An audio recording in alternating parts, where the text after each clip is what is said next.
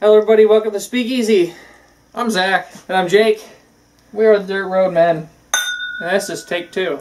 Take three. Take three. I'm here today to review Stagg Jr. And now I'm going to tell you the story for the third time. And it's way less funny the third time. After we filmed our last set of videos, we said we need more scotches. We've reviewed too many bourbons, we need more Scotch Irish rye. So I went to get Ardbeg. Make it all the way to the counter with the Ardbeg. And the lady behind the counter recognized me and said, "Hey, haven't you been in here looking for Stagg Jr.?" I was like, "Yeah, I was." She's like, "We got one bottle left. Do you want it?" "Yeah, let me put the Ardbeg back." But I did get some black bottle so that I could still say I bought a Scotch. We'll review that next. But yeah. Thought that was kind of interesting how no matter how hard I try, I leave with bourbon. Bourbon is life.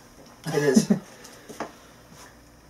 So this is George T. Stagg. Well, this is Stagg Jr. Yeah. And this is comes out of Buffalo Trace, and it's named after George T. Stagg. You got a problem?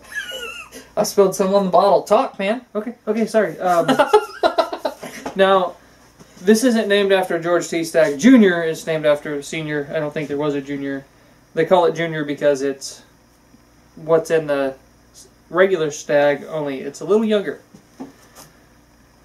They named it after him because he was a huge deal. And huge.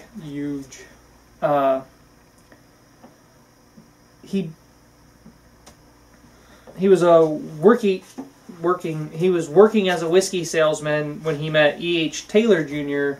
and together they built the most dominant American distillery of the time. E.H. Taylor's still around too? Yeah. Not the dude. That would be crazy old. I'm drinking nothing but whiskey from now on. Crap. I looked away from the page. 19th century, his marketing skills and financial knowledge helped build the distillery into one of the world's leading producers. In 1904, the distillery was renamed to bear Stagg's name. It remained that way for almost a century. And then that company was bought by what is Buffalo Trace today? Okay. And is it Buffalo? No, never mind. What? Nothing. Okay. I was actually really surprised by this whiskey. I got it thinking it was going to be a kick in the nuts. Yeah. Or nut, whatever. Yeah. Piss off. I really expected to have a hard time with this bourbon. I expected to, take a drink and kind of get knocked for a round. But the nose is sweet and everything you want in a bourbon, but it's so a little smoky. Yeah, it's got strong wood notes. This is a 9-year-old bourbon, right? Thereabouts. Yeah. There's just not meaning to really interrupt you, but I did find a problem with incense. It messes up your smell. It's smoky. I'm smelling smoke. I was wondering how you got smoke out of it. I was like, whatever, man. I'm just gonna keep rolling.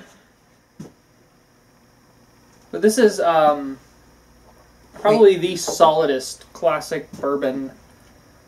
Yeah, this is a contender for a new favorite bourbon. This is my new favorite bourbon. Oh man! And this is cask strength. It's 100. See, I think I'd like a cask strength wheated better, but there's only one cask strength wheated you can even get. And that's, easily. Oh, what's that? Maker's Cask Strength. Oh, which is a bean product. Yeah. I'd be interested to try that. Yeah, I think we need to get that in there so we can try a cask strength wheated bourbon against a cask strength rye. But I've got to compare it to Weller for me to decide. So, tell you what, let's decide right now. We got a little time. You already decided, so you don't need any Weller. Well, yes, I do. Well, so far, from what I can remember, I was pretty sure I liked the Devil's Cut a little bit better than the Weller, but...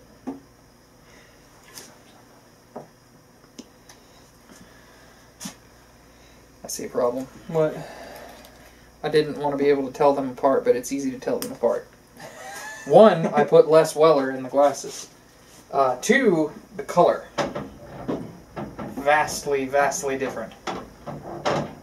It's very dark. So, I don't want the label to mess with my perceptions, you know what I mean? See, there's that maple syrup note on the Weller that I love. It still has a bit of an alcohol bite. I really don't notice this alcohol bite that much more. I can smell that this one is a much higher proof. Not in a bad way. Yeah, but you can feel it in your sinuses.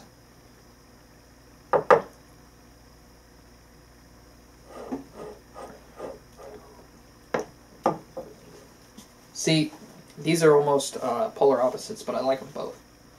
This is a really good way, I think, for us, as just the two of us, I guess anybody, but to be able to smell, to pick out the difference between rye and wheat and your bourbons. It's so much sweeter on the nose. This one's more peppery on the nose.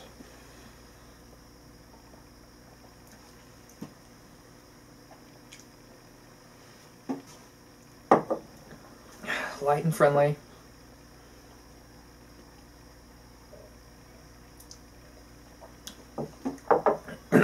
Wow, by comparison, that really does have more bite. Yeah, yeah. I didn't notice it much at first. And that weird rye tinge on the back of my tongue is definitely present in this one and not in that one, which makes sense because it's a wheated bourbon. I might be concerned if you were getting a... Well, now I'm sure that that's wrong. Okay. You smart ass. I'm a little disappointed. Really? In what? This wins. This beats out Weller for me. Which is crazy, because Weller is essentially Pappy. Yeah. I need to try it against William LaRue Weller. That's another cask strength, but it's much harder to get. I thought I'd seen it somewhere. Yeah. But it might have just been a small bottle that they just wrote his name out on. Yeah, maybe. But, yeah, new favorite bourbon.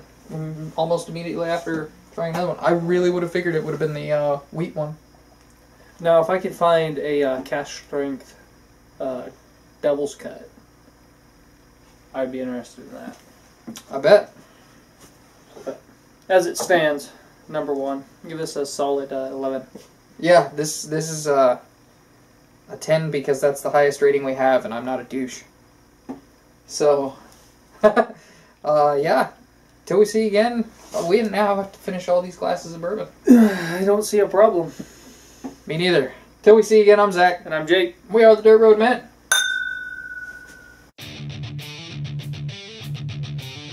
Hey everybody, if you like this video, hit a like or dislike, comment, subscribe, and hit the notification bell.